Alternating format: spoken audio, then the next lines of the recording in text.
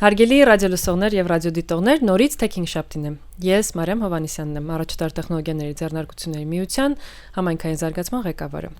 Հիշեցնեմ, որ Tech Shop-ները իրականացվում են ԱՏԾՄ-ի եւ Գործարար ալիքի համատեղ ուժերով։ Դուք այժմ լսում եք Tech համայնք հաղորդաշարը եւ այսօրվա իմ հյուրն է Popoc Animation ընկերության տնօրեն Աղվան Խաչատրյանը։ Ողջույն։ Ողջույն Աղվան ջան։ Ձեր ընկերությունը մարզային ընկերություն է։ Դուք Գյումրիում եք, չէ՞, գործունեություն ծավալում եւ կարծես թե հավակնում եք ստեղծել Հայաստանում համաշխարհային ընկերություն անիմացիոն ոլորտում։ Արդյոք դա այդպես է։ Այո։ Մենք այդ ճանապարհին ենք։ Արդեն վերջի 8 տարին հենց այդ դրանով ենք զբաղվում։ Ինչ որ չափ դա մեր մոտ ստացվել է։ Ոնց որ ասում էր Buzz-Lightyear-ը, бесконечность не предел։ Ինչ խոչընդոտներ կան այդ ճանապարհին ու ոնց եք դրանք դուք հաղթահարում։ Դժվարությունները բազմատիվ են։ Ամենակարևոր դժվարությունը այն է, որ համայնքներից գտնվելով մարզում, համայնքներից բիզնեսը հեռվանում է։ Ու դրա լուծումը իհարկե հաբեր ստեղծելն է, կրթական համալիրներ ստեղծելն է, բիզնես միջավայր ստեղծելն է նաև մարզերում։ Ինչպես եք պատկերացնում դա ինչ կտա ընդհանուր առմամբ, հա, այդ ընկերությունները, որոնք մարզերում են աշխատում ու ում պարտականությունն է դա անել։ Դա սիներգիա է, այսինքն մի քանի գործող ակտորներ կան այդ process-ը ստեղծելու համար, այսինքն դա թե բիզնես համայնքն է, դա պետությունն է, դա ինվեստորներն են ու նաև ստրատեգիկ մշակույթ ստեղծող պետության կողմից ամենակարևորը ստրատեգիկ մշակույթ ստեղծող կառույցներն են, այսինքն մեզ պետք է ստրատեգիկ պլանավորել այդ գործողությունները, անհնար է որ ասենք մի հատ առանձին կազմակերպություն կամ մենակ պետությունը չի կարա այդ հարցը լուծի, բոլորով պետք է հավաքվենք այդ գործը անենք, ինչ արդյունք կլինի, ամենակարևոր արդյունքը այն կլինի, որ Երևանում կապիտալը որ նոր կա, ինչ որ չափով գնա մարզեր եւ այնտեղ նոր ընկերություններ ստեղծվի, նոր շենքեր կառուցվեն, նոր բիզնես կենտրոններ կառուցվեն, քանի որ հենց այդ բիզնես կենտրոնների, ուսումնական հաստատությունների եւ պրոֆիլի զարգացման ինֆրաստրուկտուրայի պակասը բերում է նրան, որ երբ որ օրինակ մենք դպրոց ունենք Popoc-ում ու այդ դպրոցը անվճար դպրոց է, մենք կրթում ենք մեր ուսանողներին ու այն մագարտակի ենք հասնում, որ իրանք կարող են աշխատել ոչ մենակ Երևանում, այլ նաև միջազգային ցանկացած ստուդիայում։ Բայց Գյումրիում իրանք պահելը դժվար է, որովհետև մարդիկ երբ որ հասկանում են, որ իրանք ունեն այն սկիլները, որոնցով իրանք կարող տասնյակ անգամ ավելի շատ գումար աշխատել, ավելի լավ տեղ ապրել, որ փողոցները քանդված չլինեն, շենքերը լավը լինեն, բժշկությունը լավը լինի, իրանք թողնում գնում են, նո առաջերտին գնում են Երևան, հետո արդեն գնում են արտասահման։ Ու այդ ամեն ինչը կարելի է շատ հեշտ ուղղել, այսինքն ինֆրաստրուկտուրան մենակ զարգացնելով ու կապիտալ բերելով մարզեր, դիվերսիֆիկացնելով Հայաստանի, ոնց որ ասում են, կենտրոն, ապակենտրոնացնելով, այո։ Իսկ քանի որ ձեր ընկերությունը այնտեղ է գործում, ընդհանուր առմամբ ձեր կադրերը, ձեր աշխատակիցներն, հա, ինչ ձևով եք դուք կարող գտնել, չէ՞ որ ոլորտը պահանջում է հատուկ հմտություններ, հատուկ գիտելիք, որը նույնիսկ երևի ամբողջ Հայաստանում նմանատիպ դպրոց չկա կամ ուղղեք ինձ եթե կա։ Ես ավելին ասեմ, տարածաշրջանում նմանատիպ դպրոց գոյություն չունի ու այո, մեր ուսանողները դառնում են մեր աշխատակիցները։ 99% մեր աշխատակիցների մեր ուսանողներն են։ Ու մեր դպրոցը արդեն ինչքան որ գործում է անիմացիոն ստուդիան, Popoc-ը կան գործում է մեր դպրոցը։ Ու մենք ոնց որ մեր վրա պարտք ենք վերցրել, միսիա ենք վերցրել, որ մենք պետքա դասավանդենք։ Ու միշտ դասավանդելը եղել է թե անվճար, թե լավագույն կադրերին ենք բերել, որ դասավանդեն, այսինքն թե Գյումրիից մեր սուպերվայզերներն են դասավանդում, թե Երևանից են մարդիկ դասավանդում, թե Սփյուռքից ու թե նաև, չգիտեմ, Դիսնեյից ենք ունեցել դասախոս, որ դասավանդել է մեր ուսանողներին։ Իսկ ինչքանով են կոնսոլիդացված այդ բոլոր ընկերությունները։ Շատ չեն անիմացիոն ընկերությունները, երևի տասնյակի չի հասնում, հա, Հայաստանում։ Անցած տարի մենք անիմացիոն ընկերություններով ստեղծեցինք ասոցիացիա, Հայաստանի անիմացիոն ընկերությունների ասոցիացիա, ու հիմա ամեն ինչ անում ենք, որ ներկայանանք աշխարհում որպես կոնսոլիդացված բռունցք, այդ առումով անիմատորները բավականին կոնսոլիդացված են, ի տարբերություն երևի կինոշնիկների, ոչ մի բան չունեմ կինոշնիկների դեմ, բայց մենք փորձում ենք մեր կինոարտադրողների միություն կա, չէ՞, նաև։ Կա, բայց արդեն բոլորն են ընդունում, որ անիմատորները ավելի կոնսոլիդացված են ու բոլորին այդ դուր է գալիս։ Ու բացի դրանից մենք նաև անցած տարի Անեսիում դարձանք Եվրոպայի անիմացիոն ընկերությունների անդամ Pop Animation-ը թե ասոցիացիան։ Իսկ Անեսին աշխարհի ամենամեծ անիմացիոն փառատոնն է, որտեղ որ հավաքվում են բոլոր աշխարհի անիմացիոն ստուդիոները ամեն տարի ու այդ մեծ փառատոնը ամենապրեստիժն ու ամենահայտնի փառատոններից մեկն է աշխարհում։ Ու այնտեղ հենց այդ ստորագրումը եղավ Հայաստանի ասոցիացիայի եւ Եվրոպական ասոցիացիայի մեջով։ Բայց հենց ասոցիացիայով դուք կարողանում եք լուծել այդ տաղանդի բաց, այդ կրթության բաց, թե մեծ հաշվով հատուկ կենտնկերություններ են դրանով զբաղվում կամ եթե դուք զբաղվում եք դրանով, հա, Գյումրիում, մեծ հաշվով նաև պատրաստում եք ուրիշների համար կադրեր, չէ՞, ճիշտ եմ հասկանում։ Մեր մոտ սահմանափակում Իսկ ոլորտին եք սպասարկում թարարմամբ։ Ոնց ես ասեցի, դա ոնց որ միսիա լինի մեր կողմից, որ մենք ոչ մեկին չենք պարտադրում, որ իրանք մենակ մեր ստուդիոյում պետք է աշխատեն, իհարկե իրանք ընտրում են շատ ժամանակ մեզ, քանի որ մեր հետ կոմֆորտնի է, լավ է, ուրախ է, բայց նաև ուսանողներ կան, որ իրանք ազատ են եւ գնում են, ոնց ասեցի, Երևան են գնում, արտասահման են գնում, աշխատում են ու դրան մենք մենակ ուրախ ենք, եթե մարդը կարող է գնա միջազգային ստուդիաներում գործի անցնի եւ նույնիսկ մեր պատիվն է այդ։ Ինչը վերաբերվում է ասոցիացիային, յուրաքանչյուր կառույց, որ նոր է ստեղծվում, ինքը պետք է ճանապարհ անցնի, որ այդ բազան ստեղծի, այսինքն համագործակցությունը եւ կոմունիկացիան ստուդիոների մեջ մեկը ժամանակ է պահանջում, ինչքան էլ ասոցիացիան լինի, բայց դա ժամանակի հարց է ու ես համոզված եմ, որ ժամանակ կգա եւ մենք կհասկանանք, որ մեզ պետքա միանալ, քանի որ Հայաստանի շուկան շատ փոքր է։ Ես էսե մի հատ դեպք պատմեմ, մենք մի քանի ժամանակ առաջ շատ մեծ ամերիկյան ընկերության հետ քննարկում ունեինք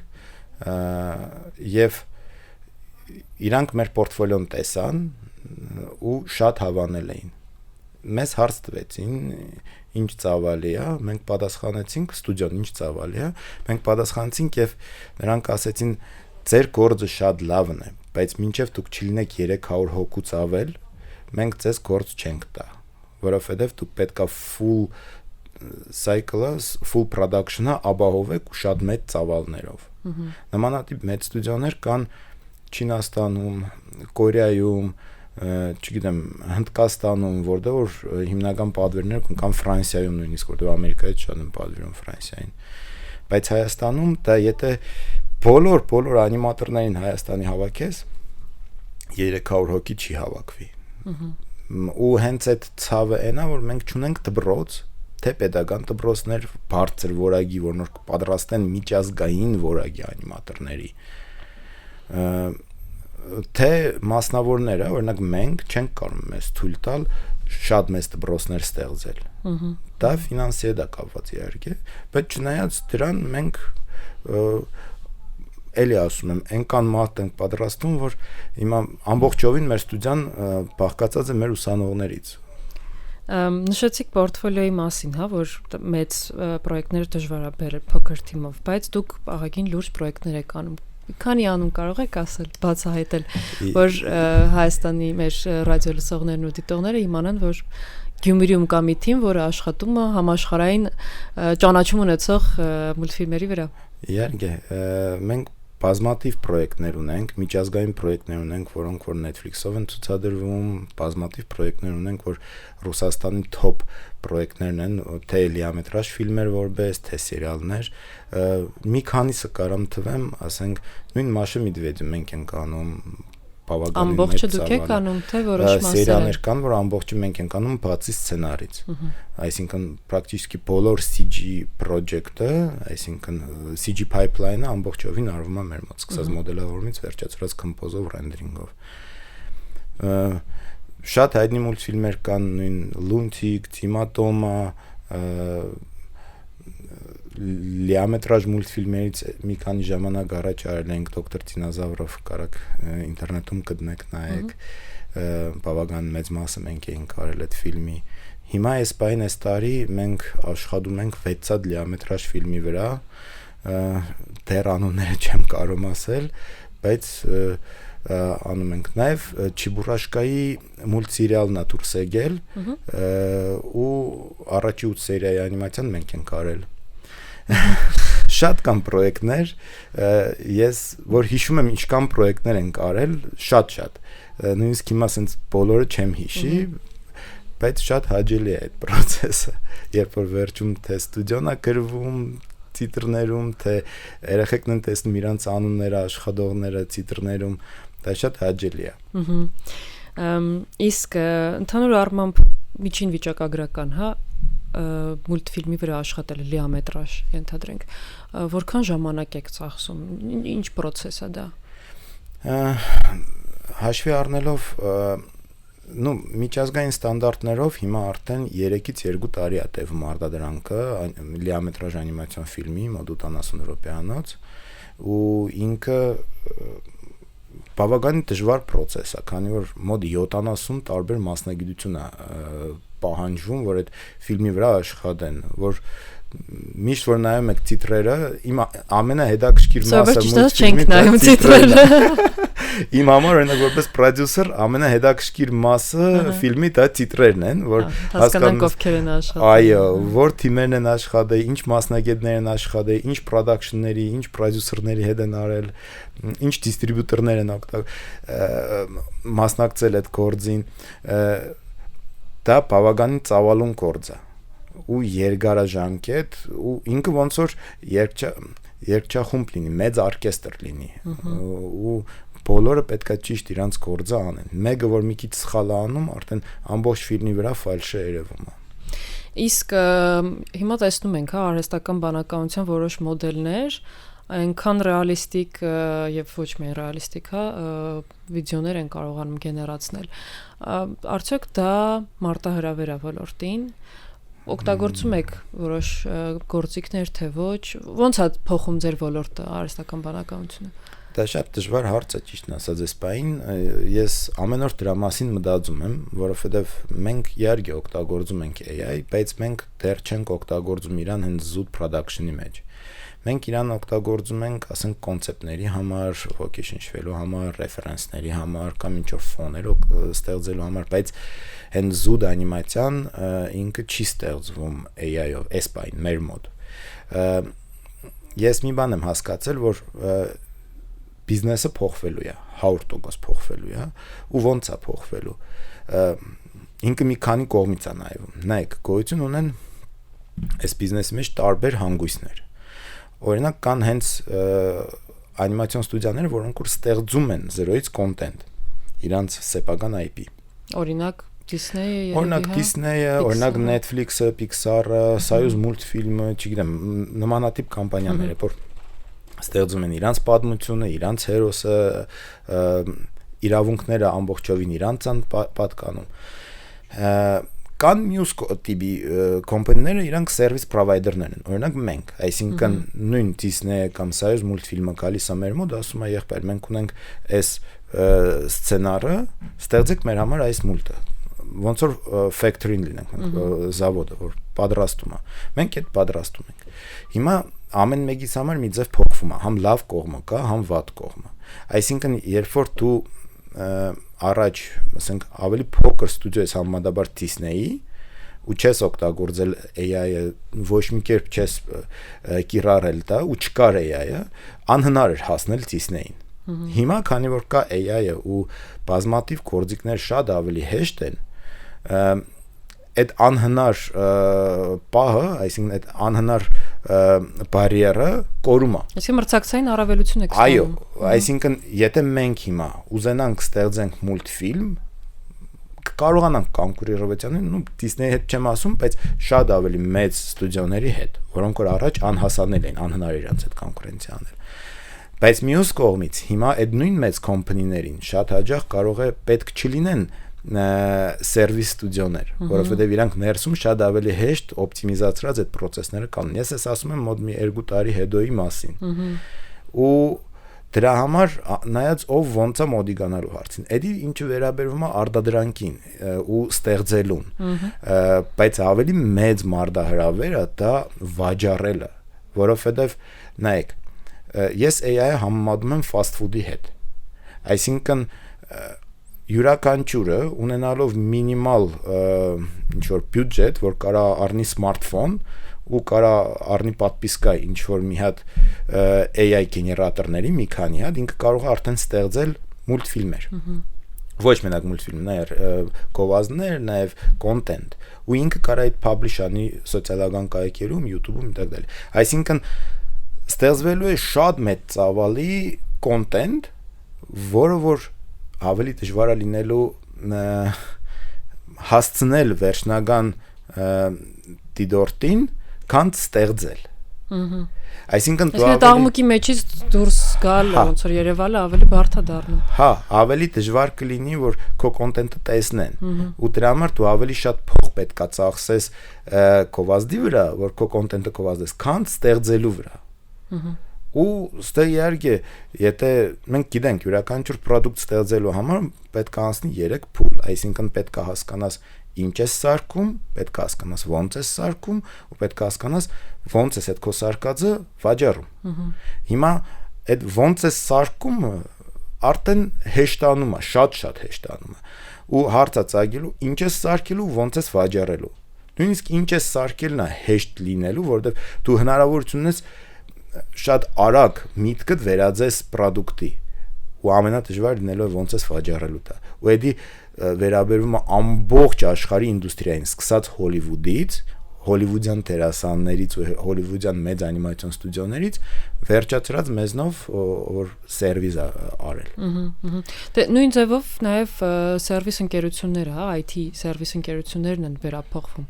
Արդեն սկսում են իրանք product ընկերություններ դառնալ, ըստ երևույթին դուք երևի շուտով կունենաք։ Այո, մենք մտածում ենք մեր սեփական մուլտֆիլմը ստեղծելու մասին, ու մենք արդեն պետք է ստեղծեինք, բայց մենք ընդունեցինք հստակ որոշում, որ արեք մի քիչ սպասենք, որովհետև հիմա ոնց որ շուկայում ցունամի է։ Այսինքն փոթորիկել չի, ցունամի է այդ AI բանով, որ ամեն 3 օրը մեկ ես տեսնում եմ, որ դուրս է գալիս նոր գործիք, որը որ 10 անգամ ավելի հեշտացնում է ինչ որ գործի մաս։ Ու ես ոնց որ ասեցի, գոյություն ունի մեր մոտ դիլեմա է։ Մենք ստեղծենք fast food, AI-ով ստեղծած, թե всё же ստեղծենք ռեստորանային ուտելիք, որը կլինի թանկ, որը կլինի հա, ասենց polish արած, որակով, թե story վերաբերյալ, թե վիզուալի վերաբերյալ, թե որ մանրակրկիտ կարողանաս ցույց տաս։ Այսինքն մի բան, որն դու կարողանաս ցույց տաս կինոթատրոնում ու միշտ կարողանաս գնաս նայես, թե մի բան, որ նոր լինելու է սոցցանցում փոքր էկրանով ու ինքը լինելու է Reels-ի պես։ Այդ արդեն հարցը բոլոր անիմացիոն ստուդիոների համար, որ ճանապարհն են իրանք ընտրում։ Reels ստեղծելը հեշտ է, վաճառելն է դժվար, իսկ այն մյուսը շատ դժվար է ստեղծել high-end content-ը, բայց երևի վաճառելը ավելի հեշտ կլինի, որովհետև բավական նիշաներում էլի։ Հա, որովհետև բավական մեծ մաս ստուդիոների տեղափոխվելու է AI-ով ստեղծել։ Նույնիսկ ես այս վերջերս մի հատ մեծ անիմացիոն ստուդիայի տնօրենի հետ էի խոսում, ու ինքը ինձ խոստովանվեց, որ իր ինվեստորները պարտադրում են իրանց, որ մինչև այս տարվա վերջ 50% արտադրանքը իրանց մոտ լինի AI-ով, որպեսզի օպտիմիզացիան արվի, օպտիմիզացվի, էժանացվի, դա այդքան էլ հեշտ չի, որովհետև 100% որագնա դուժելու։ Անզեն աչքով նույնիսկ հիմա էլ ինչքան էլ AI-ը լավն է, բայց երևում է որ մեջը մարդը չի աշխատել, էդի գեներացված կոնտենտ է։ Ու շատ դժվար է ստորին ստեղծել իդեալական լավ, երբ որ դու օգտագործում ես մենակ AI։ Եթե մարդը չի աշխատում դրա վրա։ Իսկ քանի որ ասացիք, որ աշխատում եք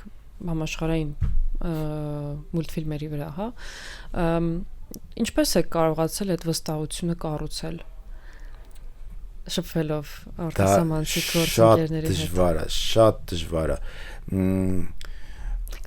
Ավելացնեմ հատկապես, երբ որ մարզային ընկերություն է, այսինքն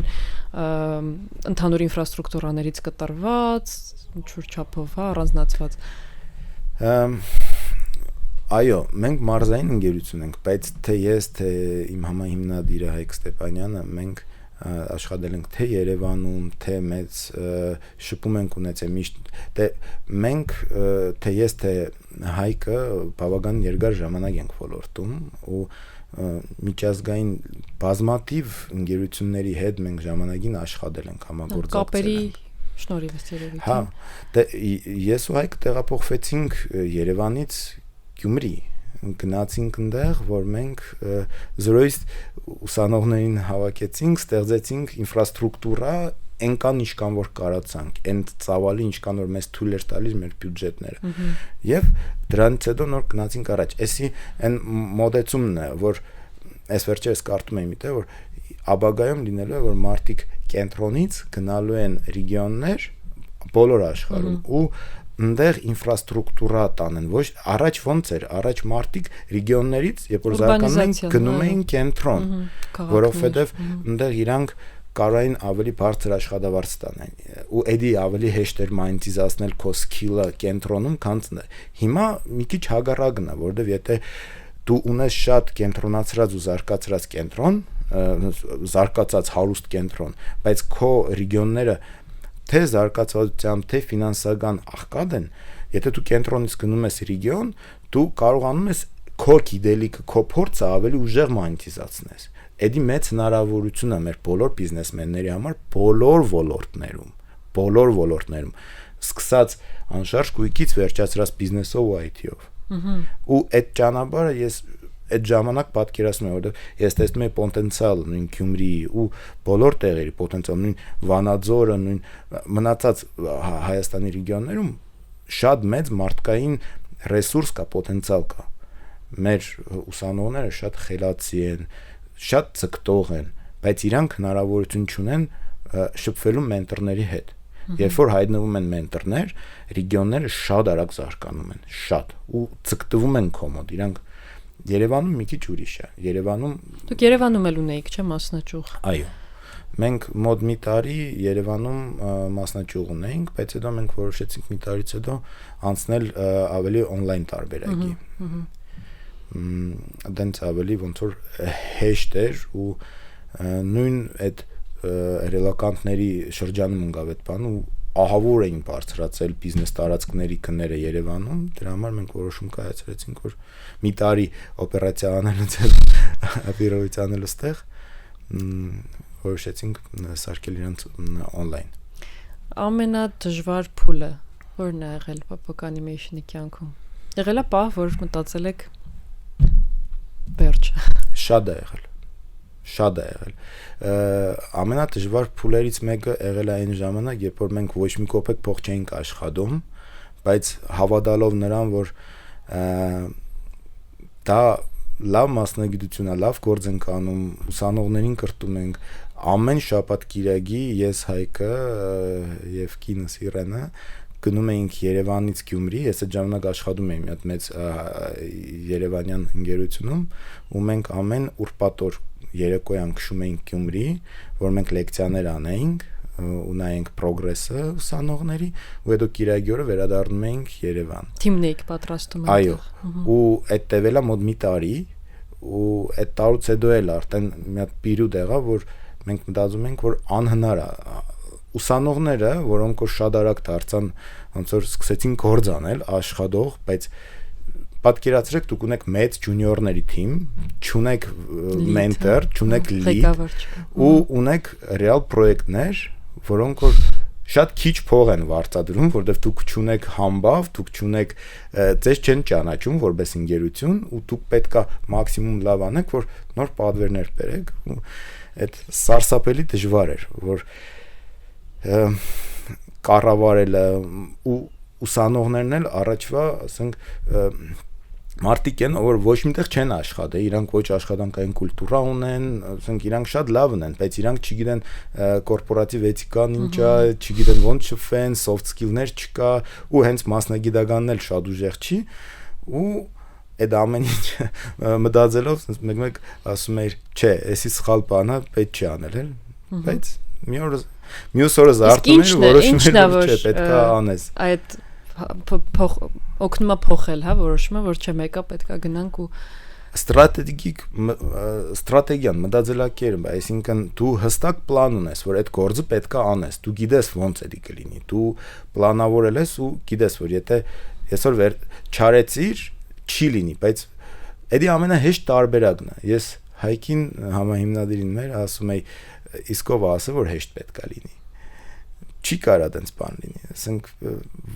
ոչ մի բան, ինչ որ քեզ պահում է կոմֆորտ զոնայում, քեզ առաջ չի տանում։ Եթե դու կոմֆորտ զոնայում չես ու ինչ որ պայքար կա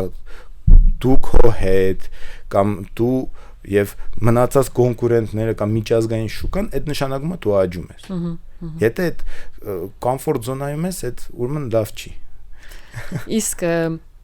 ամենամեծ ձեռքբերումը վերջին տարիներին որն է եղել ձեզ համար հանգրվանը, որին հասել եք ու նաև vocation-չելա շարունակելու։ Vocation-ում կարա լինի, չի ասի ամենամեծ ձեռքբերում, բայց այն որ մեզ միշտ հրավիրում են անիմացիոն ֆիլմերի պակազներին, հենց առաջի պակազներին, այսինքն գլխավոր ցուցադրությունները, երբ որ նոր պրեզենտացիա է լինում, կարմիր գորգը բան, որ sense հետո վերջում քո ստուդիայի անունը գրված է, որ հայտնի մեծ անիմացիոն ֆիլմի տակ, կամ ասենք բոլորը սկսում են ճանաչել քո բրենդը, մանավանդ միջազգային շուկայում մեզ շատ ավելի լավ են ճանաչում, քան ցավոք սրտի Հայաստանում, ասենք, այնտեղ երբ որ մեծ մի հատ զալ է, բոլոր կինոգործիչները, օրինակ Մոսկվայում նստած եք, ասենք մի 200 հոգի մենակ մի զալ, 7 զալում ցույց են տալիս այդ մուլտիկը այդ մի օրվա ընթացքում, ու այդ 200 հոգանոց զալը մենակ մի զալն է, ու բոլոր պրոդյուսերները, հայտնի դիստրիբյուտորները եւ կինոգործիչները նստած են, ու երբ որ մեծ էկրանի վրա ցույց են տալիս ձեր լոգոտիպը ու բան, ու մարդիկ տեսնում են այդ ու սկսում են բարձր ապլոդիսմենտներ անել, այդ արդեն մտածում ես, որ լավ, ինչ որ մի հատ բան կա։ Աղվան, pop-up animation, pop-up ինքը ոնց է ընկալվում արտասահմանցիների կողմից։ Դժվար։ Շատերը չեն կարող արտահայտվեն, ռուսերեն բացարձակ վատ է հնչում, անգլերեն sense ուրախ են ընկալում, ասում են pop-up, ասում ես այո։ Ինչի pop-up։ Պրոստ։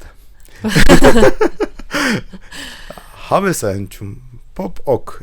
Ամեն ինչ լավ է լինելու, էլի։ Բացի դրանից իրական նի պրոստը, так, այդ մի քիչ գաղափար կար, երկար է պատմել, ինքը ոնց որ կորիզ լինի, որ հենց այդ կորիզը որ դրեցինք ու ինքը դառնում է մեծ ծառ, ու էլի այնց հետաքրքիր խելացի բդուղներ են լինում, հա։ Իսկ ինչպես եք տեսնում pop-up animation-ը 10 տարուց։ Դժվար հարց է։ Համոզված եմ, որ նոր տեխնոլոգիաներով ենք զինված լինելու, համոզված եմ, որ շատ բան է փոխվելու։ Բայց քանի որ նայեք, pop-up animation-ը ինքը մենակ անիմացիա ստեղծող ընկերություն չի։ Անիմացիան հիմիկվա հասկացողությամբ դա ինժեներիայի, բարձր տեխնոլոգիաների եւ արվեստի միացում է։ Ու ամեն ինչ իրար հետ կապված է։ Մի բան գիտեմ, որ մենք շարունակելու ենք բարձր որակի պրոդուկտ տալ։ Այդ համոզված եմ, ամեն ինչ անելու ենք դրա համար։ Փորձելու ենք միշտ կրտենք նոր սերունդներ։ Օգտագործելու ենք ամենավերջի տեխնոլոգիաները։ ու իհարկե փորձելու ենք ստեղծել արժեք ֆիլմերի տեսքով, որը որ կդաստիարակի մեր սերունդները, ու մենք հբարտ կլինենք այդ սարքած մուլտֆիլմերով։ Մենք անհամբեր կսպասենք ձեր նոր մուլտֆիլմներին, որպես մուլտֆիլմների մեծ սպառող ընտանիք։ Շնորհակալ եմ Աղվան։ Ձեզ եմ շնորհակալ։ Հարգելի ռադիոլսողներ եւ ռադիոդիտողներ, այսօրվա իմ հյուրն էր Popoc Animation ընկերության ղեկավար եւ համահիմնադիր Աղվան Խաչատրյանը, իսկ մենք հանդիպենք մյուս 5 շաբթի։